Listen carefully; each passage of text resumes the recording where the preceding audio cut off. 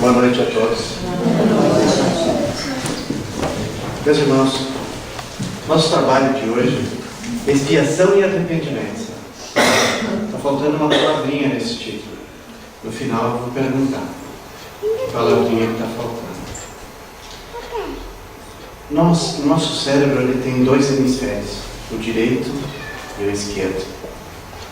No meio desses dois hemisférios tem uma glândula chamada glândula pineal ou epífise. É uma glândula que tem a maior quantidade de melatonina em todo o nosso corpo concentrada. E essa glândula, alguns seres humanos têm esse desenvolvimento e têm essa produção de melatonina mais do que os outros. Então, nós temos 5 sentidos. É o tato, a visão, o olfato, o paladar, a audição. E um outro sentido que está nesta glândula, a glândula pineal. Esta glândula, quem tem essa emissão dessa substância chamada melatonina, quando há uma proximidade com o espírito, começa a fluir essa melatonina mais do que o normal. E aí então pode haver a comunicação. Todos nós temos esse sentido. Uns têm mais, outros têm menos. Então este sexto sentido é um sentido que abre uma porta para o plano espiritual. Abre uma porta para o plano espiritual. Então assim, a gente imaginava que o espírito vinha, se encostava na pessoa, e a pessoa...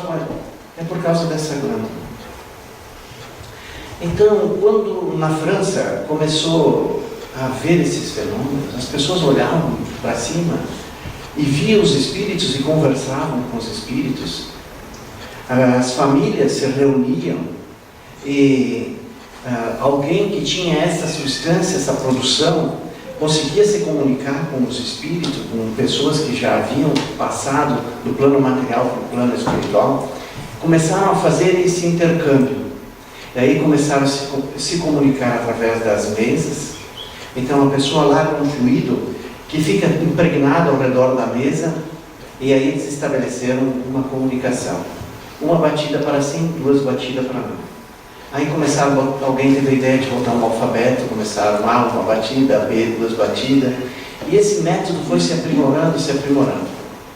Esses acontecimentos chamaram a atenção de um estudioso, de um professor chamado Paul Léon Denis Rivail, Allan Kardec. Allan Kardec teve uma passagem entre os druidas, que eram monges de uma determinada época, na França. Esse desenvolvimento, através dessa encarnação, deu a possibilidade, quando então reencarnou como Allan Kardec, de estudar esses fenômenos. Ele era um poliglota, falava vários idiomas, era um professor, foi diretor do Instituto Pestalozzi.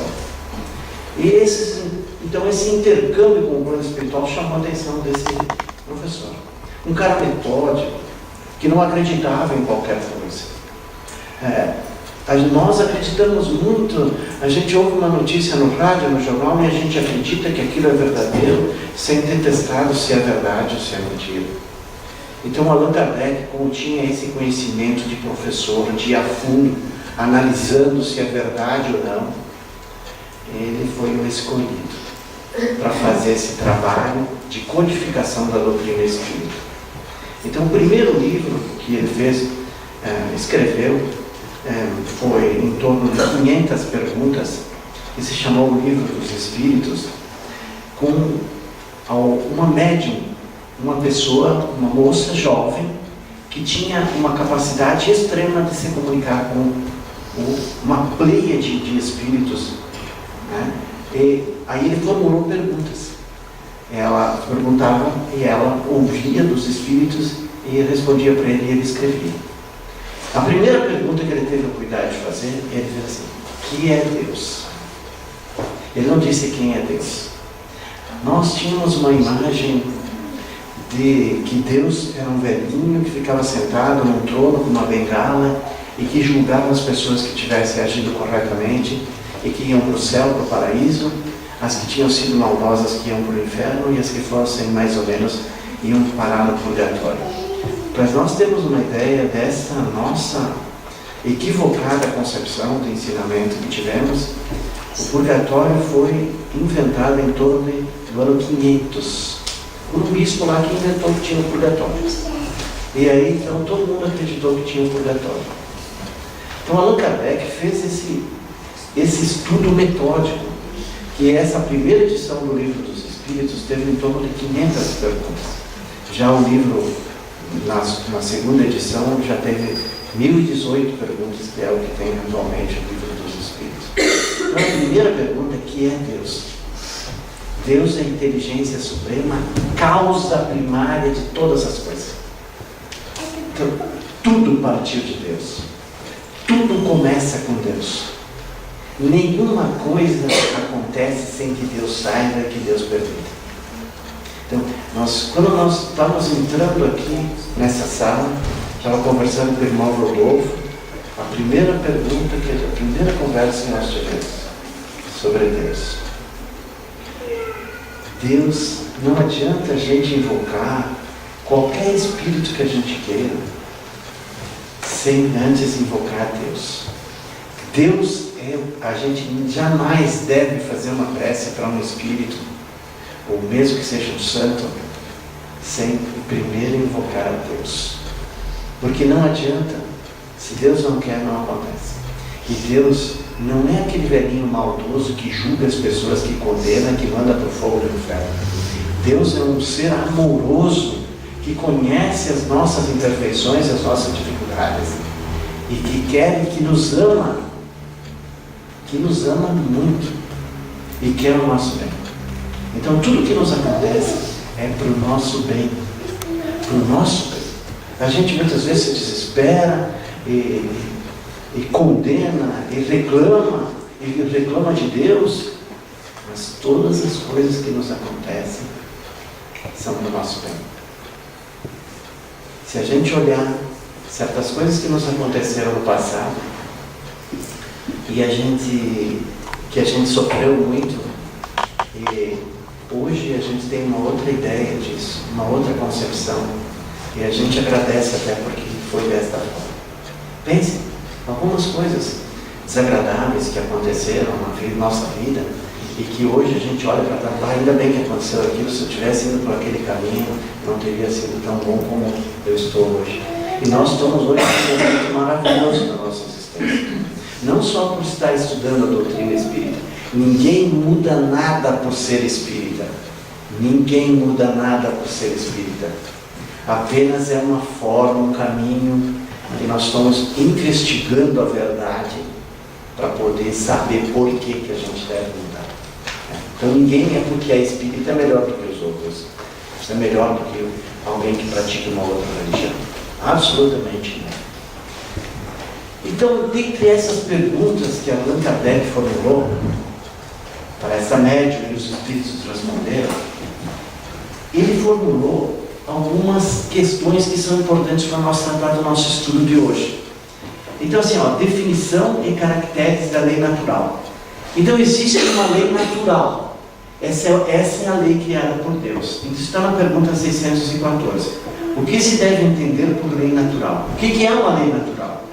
A lei natural é a lei de Deus. É a única verdadeira para a felicidade do homem. Indica-lhe o que deve fazer ou deixar de fazer.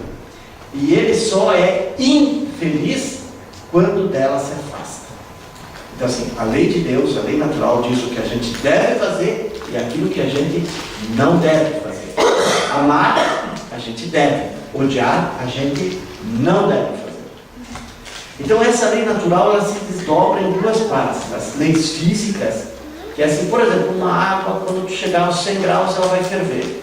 2 corpos não podem ocupar o mesmo lugar no espaço. Essas são leis físicas, que diz respeito à ciência. Existe uma outra lei, que são as leis morais. E essas aqui que nós vamos nos ater mais a essas leis morais. Então, a pergunta 615 pergunta se é a eterna lei de Deus.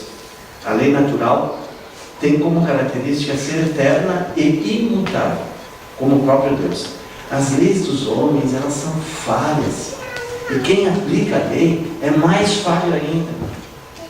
Então assim, a gente não pode viver ouvindo o noticiário dessas coisas ruins que estão acontecendo. Nós temos que viver o nosso momento e saber qual o caminho que nós devemos seguir.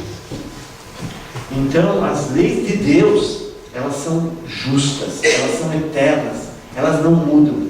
As leis dos homens, elas são falhas, elas mudam a toda hora. E elas servem para as conveniências.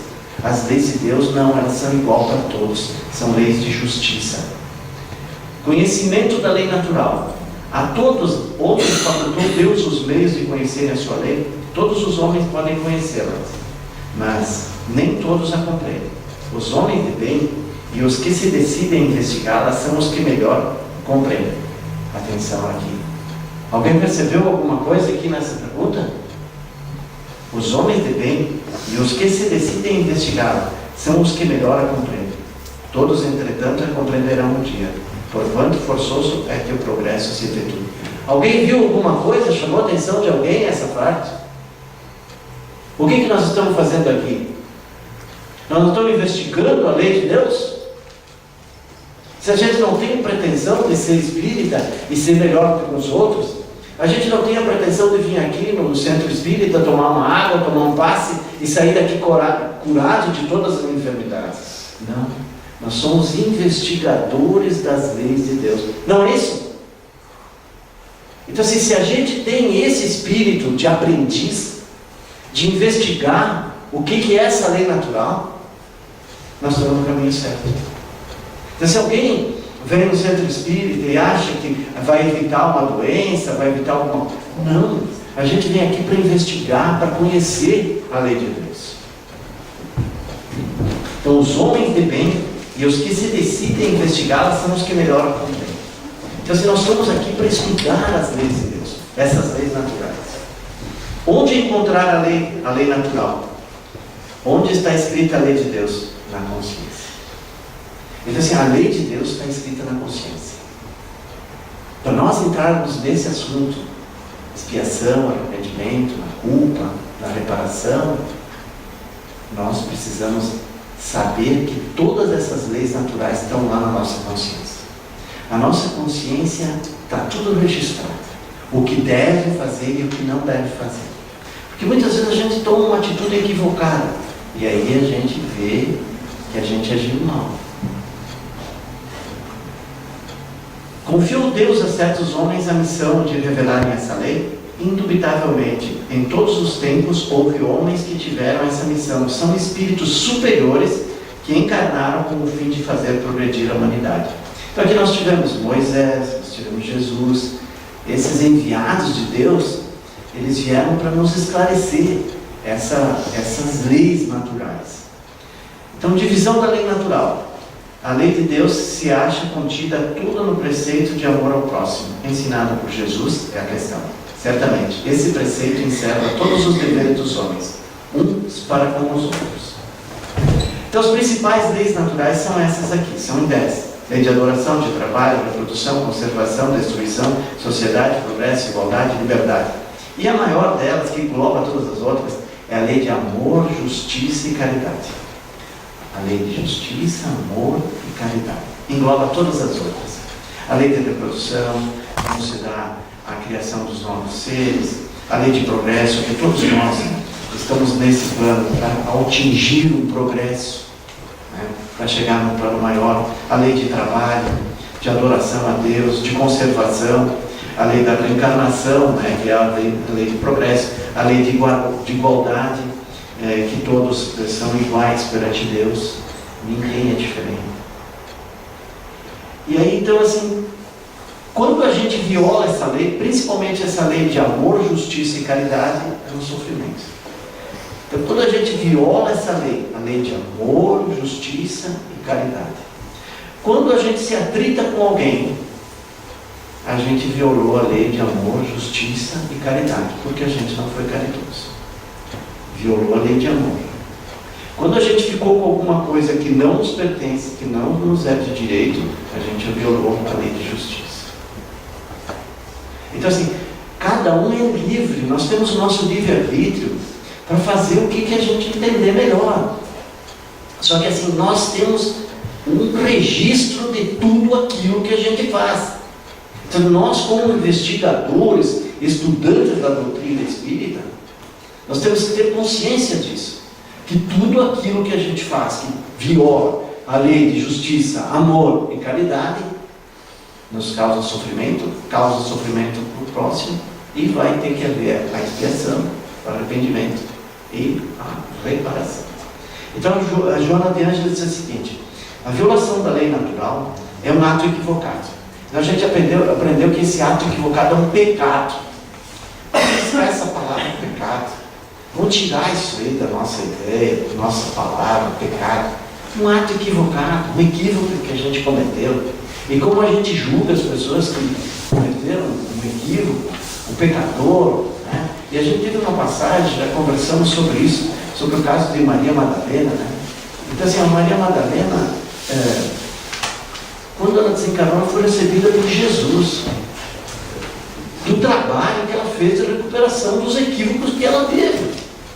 E será que nós vamos ser recebidos por Jesus hoje? Se nós morrêssemos hoje, desencarnássemos hoje, será que nosso espírito ia ser recebido por Jesus?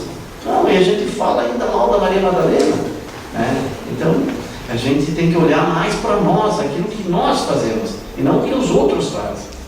Então a Joana de Ângeles diz o seguinte: o remorso, quando a gente sente aquela culpa, se arrepende daquilo que a gente fez, gerou o fenômeno da identificação do erro.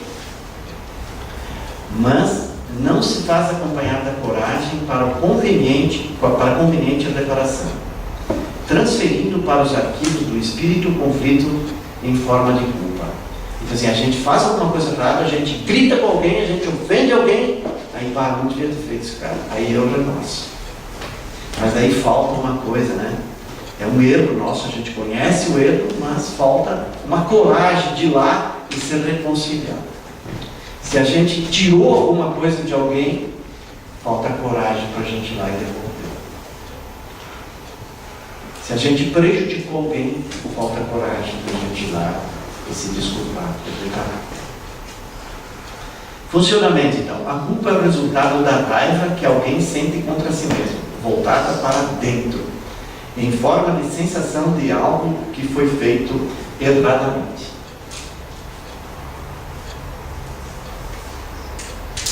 Atenção, meus irmãos. Quando a gente sente raiva, a gente bota uma energia lá dentro. A gente costuma dizer, ferveu de raiva. A gente bota aquela energia para dentro. A gente quer arrebentar aquela pessoa que nos fez o mal. Então a gente puxa tudo para dentro. Essa energia fica presa. E essa energia estoura em alguma coisa, de algum jeito. Quando a gente tem, a gente pode colocar para a pessoa: olha, eu senti quando você falou isso desta forma, o meu sentimento é esse, eu não gostei que você falou assim e tal. É a melhor maneira que tem. E não puxar para dentro essa raiva, esse ódio, ficar guardando esse ódio, porque um dia ele vai estourar em alguma parte do nosso corpo. Todas as doenças que nós apresentamos no nosso corpo físico é o resultado da gente colocar dentro, nós colocarmos essa energia, deixar essa energia lá dentro. Então, assim, não precisa gritar, não precisa bater, não precisa quebrar as coisas, mas conversa. Olha, não gostei que tu agiu dessa maneira, eu senti isso assim, assim. Quem sabe vamos resolver assim, né? É a melhor maneira de a gente proceder. Então assim, essa culpa, mais ou menos fica nessa imagem. Ó. Então, assim, aí a culpa fica lá dentro, então a gente, os pensamentos que levam ao suicídio, à esquizofrenia, é um complicador do abuso sexual, as drogas, o álcool, a ansiedade, a depressão. Né? Então assim, a gente fica com raiva da gente mesmo. E muitas vezes um equívoco que a gente conhecer, a gente fica com um ódio da gente. Como é que eu agi assim? Por que eu não falei nada naquela hora? A gente pode conversar de uma maneira civilizada, expor para a pessoa. Isso chama a gente, muitas vezes a pessoa não está num dia bom, e às vezes a gente tem que esperar um momento de conversar, né? Mas a gente não deve guardar, armazenar, botar para dentro essa energia, canalizar essa energia. É assim, se o cara tiver com muita raiva, vai lá, pega uma enxada, vai lá capina, aí ele coloca a energia lá, ele tirou a energia dentro dele. Vai lá caminhar de pé descalço na terra, coloca, tira fora essa energia que está dentro. Assim, nosso corpo é uma energia, nosso corpo vibra, é um ser vivo. A terra é um ser vivo que pulsa e está cheia de energia. Então assim, muitas vezes nós pegamos essa energia que não é nossa. A gente passa, você está conversando com a pessoa, o cara vem, fala. Ele deixa o cara contaminado, a pessoa deixa ele contaminada. E aquilo a gente fica carregando nas costas coisas que não são nossas. E fica com raiva porque o cara falou mal, porque o outro ofendeu. Calma, gente. Nós todos somos aprendizes. Ele dizia, a melhor coisa é quando a gente vai lá, na hora de tomar um banho, né? A gente está sozinho, vai lá, olha para cima, agradece, fala com Deus, pede para tirar essa energia que nós deixamos nos carregar, nos contaminar, e pede ali para os bons espíritos aí que nos deposite as boas energias de saúde, de paz, e assim também dentro da nossa casa. Então assim, no momento que a gente está fazendo a higiene do corpo, a gente está fazendo aquela higiene do nosso espírito, do nosso perispírito, que é aquelas coisas todas que foram carregadas, daquelas culpas, né? Então a culpa é mais ou menos assim, ó, nós temos um canteiro para fazer, e a gente vai lá, pega a enxada, vira a terra e tal, e aí a gente pode plantar o que a gente quer. A nossa vida é assim, a gente faz o que a gente quer, né? Aí o que a gente vai fazer? Em vez de plantar verduras, plantar flores, a gente vai lá plantar prego, planta parafuso, arame, né? Aí depois quando a gente lá vai, a gente olha, não tem nenhuma flor aqui, nenhuma verdura, nada. E aí a gente vai, podia ter plantado isso, olha o que eu plantei. Sabe o que é essa? É quando a gente vai lá no bar, quando a gente briga, quando a gente é antipático, quando a gente não sabe ouvir, quando a gente não sabe respeitar o próximo, quando a gente quer levar vantagem numa fila, né? Então assim, isso é tudo prego que a gente colocou lá. Aí quando a gente está lá na frente e olha para trás assim, e vê o canteiro que a gente fez de prego, de espinho, aí a gente vai lá se rolar no prego, no espinho. Aí isso é culpa. Então assim, o que eu tenho que fazer? Eu tenho que ir lá, retirar aquilo que eu plantei que não é bom e começar a plantar coisas boas. Isso aí. Então a culpa lá dentro não adianta nada. Eu estou me sentindo culpado porque eu briguei. Vai lá e fala com o cara. O cara está esperando muitas vezes de ouvir. Né, olha, tu me desculpa. Mas se o cara não quiser desculpar, bom, aí não é mais nosso problema. O problema é dele. Mas vai lá pedir desculpa sincera. Não vai lá dizer, eu quero te pedir desculpa do que eu te disse, mas eu também quero que tu peça desculpa para mim. Negativo. Quem quer se reconciliar não vai lá acusando, né? Bom, então nós estudamos lá as leis naturais, principalmente a lei de amor, justiça e caridade. Quando a gente viola essa lei, quando a gente falta com respeito a uma pessoa, quando a gente fica com alguma coisa que não nos pertence, quando a gente fala mal de alguém, quando a gente entra numa fofoca, falando mal de alguém que muitas vezes a gente não sabe nem se é verdade, né? A gente cometeu um equívoco. Como nós temos um espírito de aprendiz, a gente vai ver que aquela nossa atitude não foi muito conveniente. E o que a gente vai fazer? Aí eu digo, eu acho que aquilo ali não agi corretamente. Eu preciso mudar isso aí. Aí então vem essa primeira parte, é o arrepender-se. É a gente se conscientizar que a gente errou.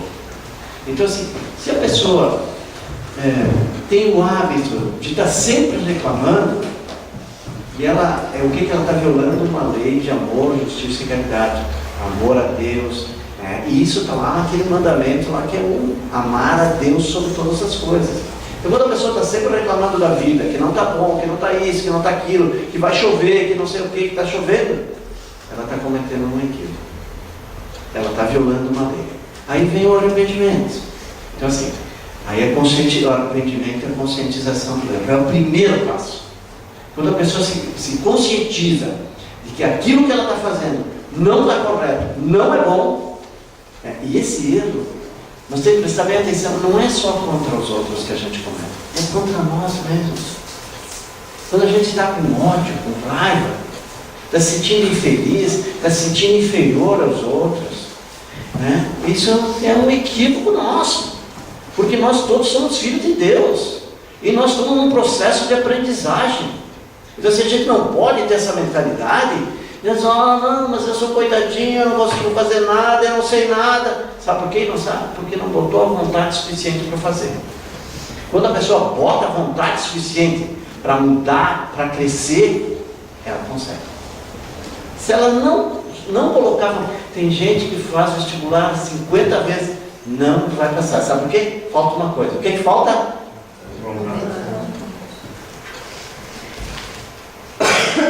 Quando o cara tem vontade, ele vai lá e pega e faz.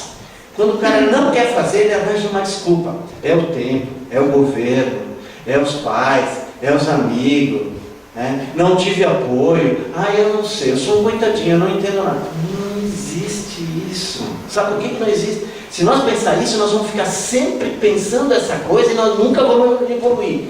Qual é a lei que nós estamos infringindo? Lei natural de progresso. É um equívoco nosso. Então, assim, todos nós temos as condições, todos nós temos essa possibilidade. Precisa acreditar. A segunda fase é a expiação. Então, assim, não adianta a gente achar que, me arrependi, vai lá pedir desculpa para o cara. Não adianta. Então, assim, que nem esses nossos políticos hoje aí ele, não, mas chega no fim da vida, a gente aprendeu isso, né? Chegar no fim da vida, a gente se arrepende, a gente vai lá e toma a extremunção, né? E aí vai para o céu, está tudo bonitinho, me arrependo na última. Por que não é assim? Por causa da lei de justiça, amor e caridade.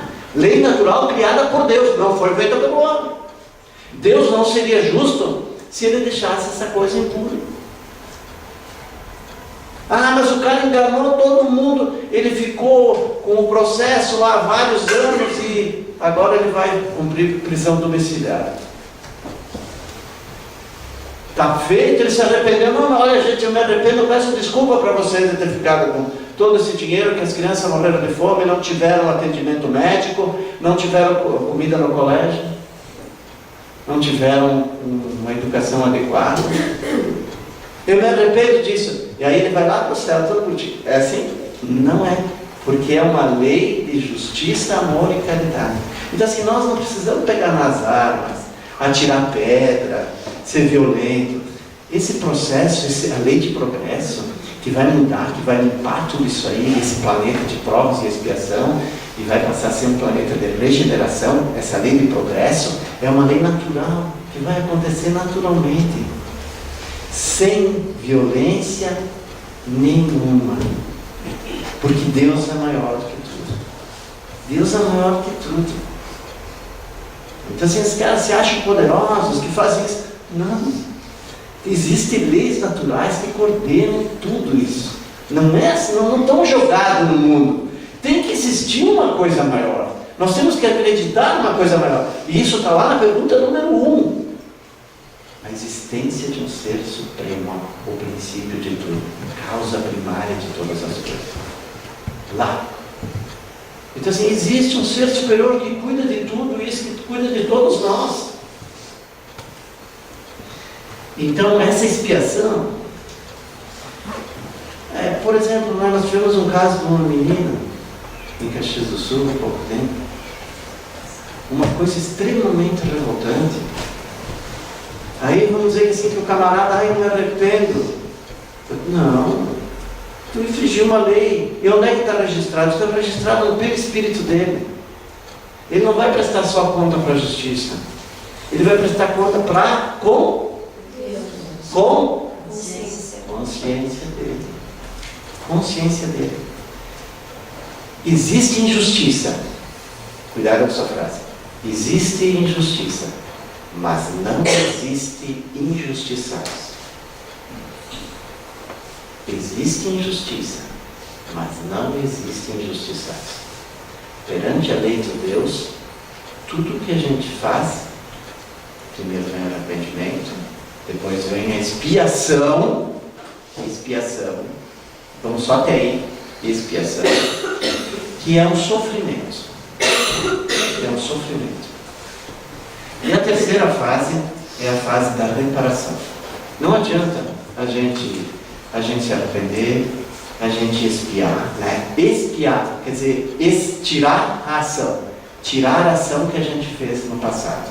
Então assim, se nós ficarmos só pensando na nossa vida de hoje aqui, nós vamos olhar só assim. Não, nós temos que abrir o horizonte. O Espiritismo nos abre assim. E a gente vai ver que assim, gente, nós tivemos várias encarnações. Nem sempre a gente foi anjinho. A gente já foi maldoso. Já veio, agora a gente vai tentar lá no centro espírita, vai tentar estudar um pouquinho, vai tentar melhorar um pouquinho, vai tentar fazer alguma coisa útil. Né? E é isso, com esse sentido de aprendiz, é arrancar aquele preguinho que a gente botou lá e botar uma florzinha. Arrancar aquele preguinho que a gente botou, plantar um pezinho lá de uma hortaliça. Então é assim que esse processo funciona. Isso não é do dia para a noite. Não é do dia para a noite. É muito lento esse processo. Mas é importante que ele seja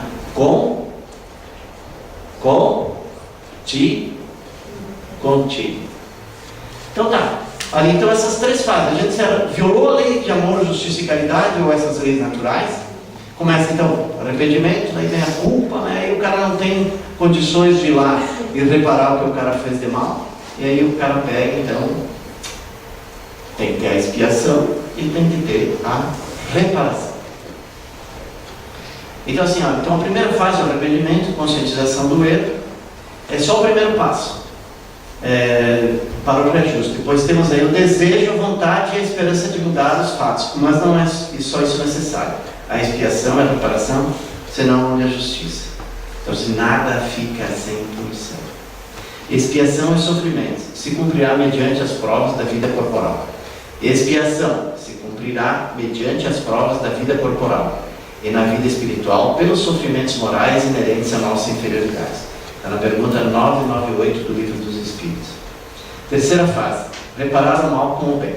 A reparação, também considerada lei de reabilitação moral dos espíritos, atenção, poderá dar-se desde esta vida com a prática do bem. Poderá dar-se desde esta vida, com a prática do bem, da caridade, da amorosidade, do afeto com nossos semelhantes, onde iremos liquidando os débitos que fazemos de tempos imemoriais, onde nos comprometemos infringindo as leis sábias de Deus pelo nosso orgulho, vaidade, egoísmo, prepotência, maledicência, paixões e mau uso, enfim, de nossas faculdades. Então nós temos oportunidade e o Espiritismo nos chama a atenção. Agora, nesta vida é possível nós começarmos a praticar o bem. Já! Para quê? Quitar os nossos equívocos. Reparar, fazer a reparação. Não adianta só se arrepender, não adianta só a expiação. É necessário a reparação. É consertar aquilo que a gente fez de errado. Então, para encerrar o nosso trabalho, trabalhava numa fábrica de tecelagem um senhor chamado Saturnino Pereira. Esse está no livro do Chico Xavier e nos conta a história desse senhor espírita, trabalhador, trabalhava no centro espírita. Tinha uma pessoa doente, ele estava lá. Alguém precisava de uma carona, ele estava lá. Era uma pessoa maravilhosa. Não tinha como qualificar essa pessoa de um cara, uma bondade extrema. Trabalhava numa fábrica de tecelagem. E aí, num determinado dia, aconteceu um acidente. E ele lá com a mão cheia de sangue. E aí os colegas, teve moças que trabalhavam junto com ele, chegaram a rasgar até no parte do vestido, saia para poder estancar aquele sangue. O dono do chefe da empresa levou ele no melhor hospital. Os colegas de trabalho se cotizaram para pagar as necessidades dele, porque ele era uma pessoa extremamente do bem. Ele, depois de umas 4 horas de atendimento do cirurgião, o cirurgião saiu da sala e disse: olha, o braço estava bastante machucado, mas ele vai se recuperar. Mas tivemos que imputar o dedo. Tu vê? E aí o comentário foi geral. Né? Teve gente até que falou: tu vê, o cara é espírita e acontece isso para ele. O cara faz o bem para todo mundo. Tu vê, o que adianta a gente ter uma religião? Os caras vão lá no espiritismo e acontece isso. E o Saturnino, na tarde do mesmo dia, foi lá na empresa do Braço Anticório, foi agradecer. Ó, a pessoa do bem. Foi lá agradecer os colegas que se empenharam de auxiliar. E de noite tinha uma sessão no Centro Espírita, uma sessão no Evangelho, como se faz o Evangelho no lar, as pessoas se reúnem. E aí nessa sessão apareceu o mentor, o espírito benfeitor, e disse: eu estou vendo que tu está triste, Saturnino, mas tu devia ficar muito feliz e agradecer pelo que te aconteceu. Porque há 80 anos atrás, numa outra encarnação, tu era dono de um engenho e tu tinha um escravo que estava indisposto para o trabalho, e tu foi lá, pegou o braço dele e colocou no engenho e foi destruir o braço, decepou o braço dele. E quando esse braço foi se misturando com a cana, com o caldo de cana, tu foi vendo aquele sangue descer junto. Isso ficou gravado na tua consciência. E tu implorou que tu tivesse uma oportunidade de nascer humilde e que tu perdesse um braço para te quitar aquilo que eu quero. Porém, como tu tem feito um empenho muito grande de fazer o bem, tu perdeu só um dedo. Tu perdeu só um dedo. Por isso, meus irmãos, a gente não sabe o que a gente fez. A gente acha assim que isso é um ato de extrema maldade. Mas o que a gente fez nas nossas outras vidas, a gente não tem ideia. E não importa. Não importa. Porque sempre tem a misericórdia divina. A misericórdia divina fez com que o Saturnino deixasse de perder o braço e perdesse só um dedo. Então isto é pagar o mal que a gente fez com o bem. Então, se a gente tem oportunidade agora de melhorar a nossa vida, de melhorar o nosso procedimento. Isso está no livro A Vida Escreve. O espírito que ditou foi Hilário da Silva para Francisco Cândido Xavier. E está no capítulo O Merecimento. Então, meus irmãos, o nosso recado é esse. O nosso ponto central da mensagem que nós queremos passar é assim: que nós somos seres que estão em evolução, estamos aprendendo, nos equivocamos, erramos. Se nós tivermos um sentimento de aprendiz, de saber e ver o que a gente errou, analisar, nós estamos no caminho certo. A gente se arrepender, expiar e reparar o que a gente fez. A gente está seguindo o nosso caminho do bem. Fazendo o bem hoje, a gente paga o mal que a gente fez ontem. Então o amor cobre uma multidão de pecados. Então se a gente se equivocou, se a gente errou, não importa. Não importa se foi em outra vida, se não foi nessa, não importa nada. É um traço que se passa e se olha o hoje, o aqui e agora, o que eu vou fazer da minha vida agora. É só isso que importa. Deus não quer saber do passado. O passado só serve para nos lembrar, para nos mostrar as experiências que muitas vezes foram equivocadas.